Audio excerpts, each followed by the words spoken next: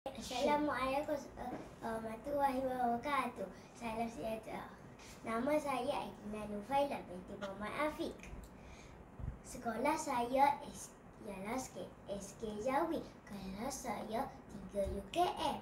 Saya pilih buku Pengorbanan Ibu. Jom kita cuba.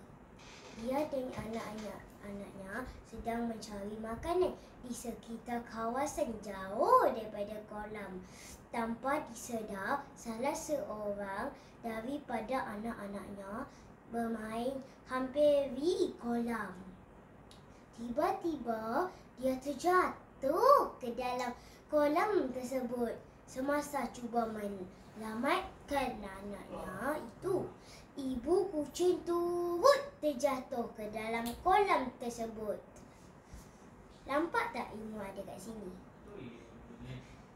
Ibu sendiri yang pengorbanan ibu kamu. Sebab itulah kamu kena jaga ibu kamu, rajin belajar dan lain-lain.